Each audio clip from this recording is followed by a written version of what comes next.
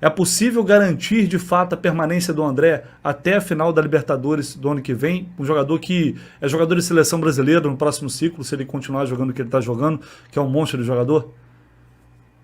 Ô, Vitor, o André tem contrato até 2025. A gente fez uma proposta de extensão até 2026 com reajuste salarial. Foi muito bem recebida pelo empresário. Ele está de férias, o André. Quando voltar, vamos assinar essa extensão de contrato. A Já gente aceitou? já aceitou. A nossa ideia é ter toda a espinha dorsal do time, se Deus quiser, até a final da Libertadores, caso a gente vença a eleição e o Fluminense esteja na final da Libertadores, para que a gente possa ir até o final do ano com o time, a base do time que a gente montou aqui. Essa é a nossa ideia, para a gente poder ter o time fortalecido, como a gente terminou o ano muito forte, para poder buscar esse título da Libertadores, que é sonho nosso, sonho da nossa torcida, sonho de todos os funcionários do clube, só se fala nisso aqui dentro.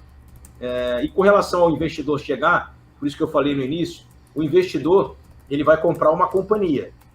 Então, por exemplo, você pode ver que o investidor do Botafogo já deu uma declaração agora no final do campeonato, dizendo, olha, não vamos fazer investimento ano que vem, porque o clube não se colocou bem no Campeonato Brasileiro e a gente tem menos receita do que a gente imaginou que ia ter, e a gente vai ter que segurar o investimento.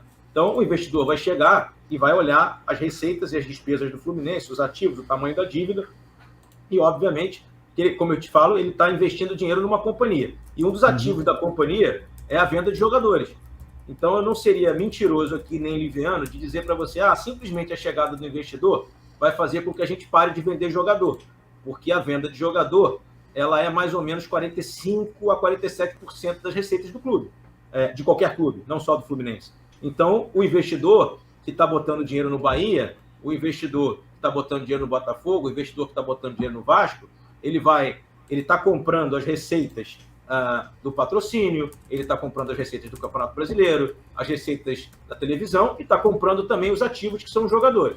Então, se ele em algum momento entender que está faltando dinheiro para cobrir o seu investimento, obviamente que ele vai fazer uma venda de um jogador para pagar o investimento que fez. Imagine você, que é muito curioso, você me fez a pergunta do voto online, né?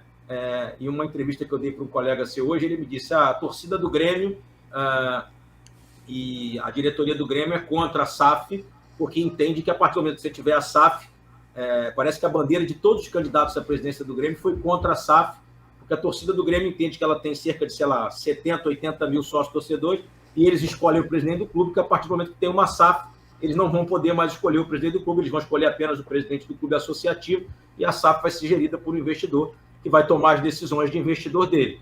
Isso não é bom nem ruim, são cenários, né? Então é curioso que a gente estava ainda há pouco falando sobre o direito, o exercício do direito do voto, enfim, no Fluminense, que é um clube democrático, como é o Grêmio, que o sócio-torcedor tem o direito de votar e escolher o seu presidente, e ao mesmo tempo estamos falando de SAF, e SAF com venda de controle significa perda do poder de decisão de escolha do presidente que vai comandar os destinos de futebol. Então, isso é tudo uma discussão muito ampla, não é uma discussão simples, é uma discussão que tem que passar pelo voto do Conselho Deliberativo, pelo voto dos torcedores, dos sócios-torcedores, mas a gente está muito preparado, porque a gente contratou o maior banco da América Latina para fazer esse estudo para nós. O estudo está pronto, estamos indo para a fase 4, que agora já é de busca do investidor, e se a gente vencer a eleição no dia 26, no dia 29 e no dia 30, a gente já tem reunião pré-marcada com o BTG para a gente já ir ao mercado e apresentar os modelos de investimento que o Fluminense pode receber para investidores fora do Brasil. Se você for reeleito no sábado, Fernando Diniz assina o contrato de renovação na próxima semana, no início da próxima semana, o planejamento é esse. E só complementando, foi de fato uma exigência que ele fez, se é que podemos dizer assim, a manutenção dessa espinha dorsal do elenco, para que ele pudesse trabalhar no ano que vem, ter condições de brigar pelos títulos, e não necessariamente, caso você mantesse e cumprisse essa promessa, o Fluminense por isso também não vai ao mercado buscar muitos jogadores? Ele pediu a nós que mantivesse os jogadores que a gente está renovando, enfim, que a gente mantivesse ali pelo menos 85% do elenco, de 80% a 85% do elenco, ok? E pediu que a gente vá buscar aí entre 3 e 4, mas eu acho que 3 reforços especialmente com o dedo dele, com a escolha dele, com o crivo dele, obviamente junto com o departamento de scout, com o diretor executivo. Então, assim, o maior reforço do Fluminense na cabeça dele é a manutenção desses grandes jogadores que a gente tem hoje. E aí buscar 3 reforços pontuais para qualificar mais o time.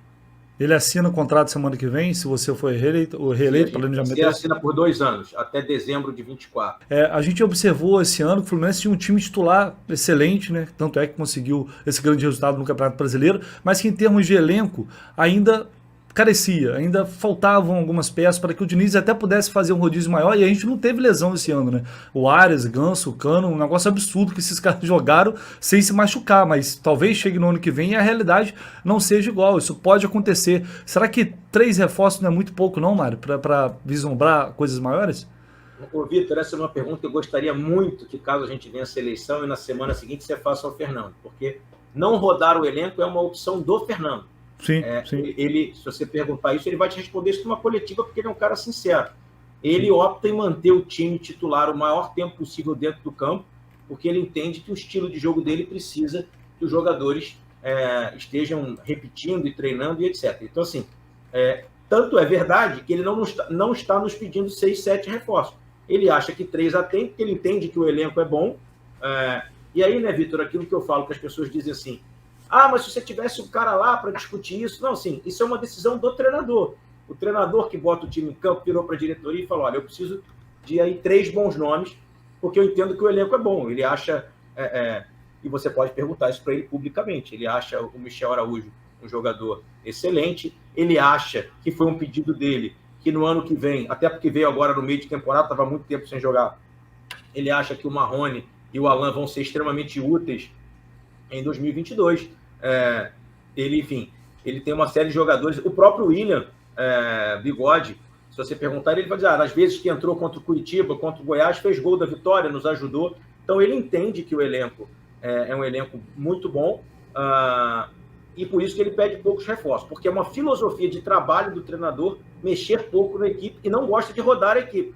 Você vê que ele não poupa jogador, ele não faz rodízio de jogador, dependendo da competição, joga quarta e domingo, e a gente não teve lesão. Aí veja como são as coisas bonitas do futebol, né? As coisas lindas do futebol. Todo mundo fala que tem que poupar para não ter lesão. A gente não poupou nada e não teve lesão, teve menos lesão do que clubes que pouparam. Talvez pelo modelo de jogo que a gente tem, seja um modelo propositivo, de jogo de aproximação, em que os jogadores joguem sempre com a bola, enfim. Isso aqui eu estou supondo, viu, Vitor? Eu estou só dizendo que tem que ser base de um estudo em algum momento. Mas que nós somos um dos clubes que teve menos lesão no campeonato, o que menos rodou jogadores, essa é a mais pura verdade. E o treinador treina o time pra caramba. Diniz, você sabe disso, os treinos dele são longos, são diários e longos. Né? Então, assim, como ele é um cara muito diferente do futebol brasileiro, muito, assim, ele é um cara... Eu costumo dizer que ele é uma das melhores coisas que aconteceram no futebol nos últimos 30 anos, porque ele vê futebol muito diferente.